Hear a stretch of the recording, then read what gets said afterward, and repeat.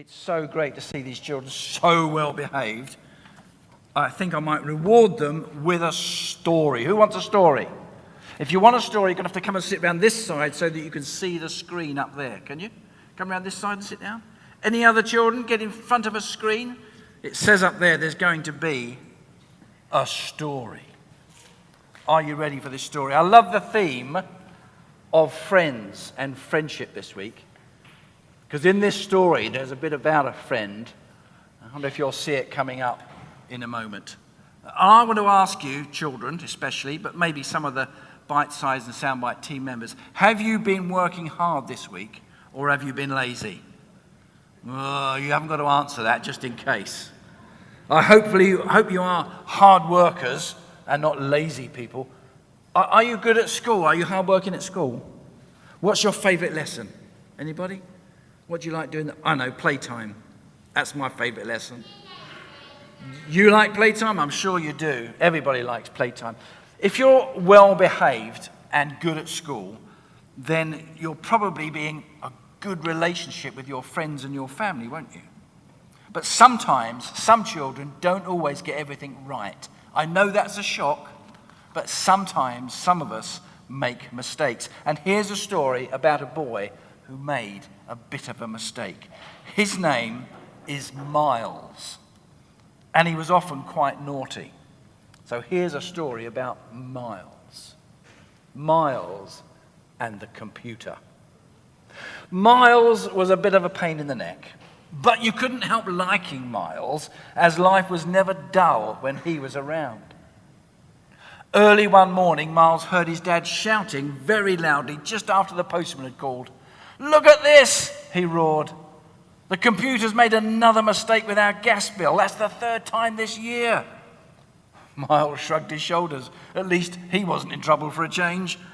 But he felt sorry for computers. He thought computers must feel very unhappy because of the way people kept blaming them for all the mistakes. Later that same morning, a delivery man arrived with a parcel for his mum. It was a dress his mum had bought online. But when she opened the box, Miles' mum sighed loudly. "Oh, that wretched computer. They've sent the wrong size dress again. I've told them 3 times already. I'm fed up with stupid computers and their mistakes." Again, Miles shrugged his shoulders. Twice this day there'd been a mess up, and neither of them was his fault. That evening, his dad was much later home than usual.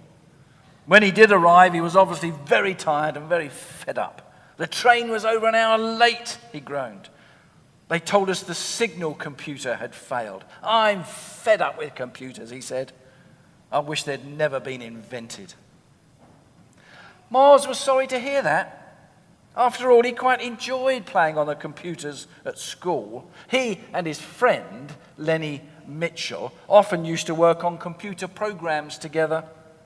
They would make the school's machine draw flowers, play Space Invaders, whistle tunes, and even work a little robot. In fact, Miles and Lenny loved writing programs for their computer at school. Only that afternoon, they had spent nearly an hour creating a program that played dominoes. Miles also had a computer in his bedroom. He was quite good with computers, he thought. He read that computers could be connected to other computers and they could talk to each other. He didn't see why his computer in his bedroom shouldn't be allowed to talk to other computers in the town, maybe like the bank computer. That would cheer it up a bit, wouldn't it? Or for that matter, his computer could talk to any of the other city computers and brighten them up. So that night, while everyone slept, Miles tapped away on his computer keyboard, and his computer, in turn, talked to the other computers. It's a language that nobody really understood, but they talked away. Miles was having a marvelous time. He played Monopoly with the bank's computer and lost. He played Scrabble with the library computer and lost. He played Trivial Pursuit with the university computer and lost. But he played noughts and crosses with the traffic light computer and won. Computers aren't dry old machines after all, he said to himself. They can be great fun if you know how to talk to them properly. And at midnight, as the clock struck, a tired Miles lay down in his bed and went sound asleep. As the sun rose the next morning, Miles was surprised to hear one or two car horns honking away outside his bedroom window. He peered through the curtains and noticed that the traffic lights at the end of the road had failed. "Oh, well," he shrugged. "That's nothing to do with me." And he trotted off to the bathroom. A few minutes later, he was still aware of honking car horns. This time, it was a great deal louder than it was before. Miles again looked out of the window, and all he could see was a long line of traffic. Miles began to feel a little bit uneasy. Meanwhile, two very puzzled policemen peered down from a traffic helicopter high above the town. They could hardly believe their eyes. It looked as though all the cars, all the lorries, all the trucks and bicycles had been arranged into a giant game of noughts and crosses. "Dad," said Miles a little bit uneasily, "I think I might have broken something." "Never mind," said his dad kindly. "What have you broken?" "I think I've broken the computer that controls all the traffic lights in the city," said Miles cautiously. "Don't worry," said his dad, not looking up from his newspaper. "Accidents happen to the—" "What did you say? What on earth have you done?" Miles' dad's face turned redder than the redder traffic light, and Miles was a bit worried his dad was going to explode. Miles had a great deal of explaining to do. The police were called.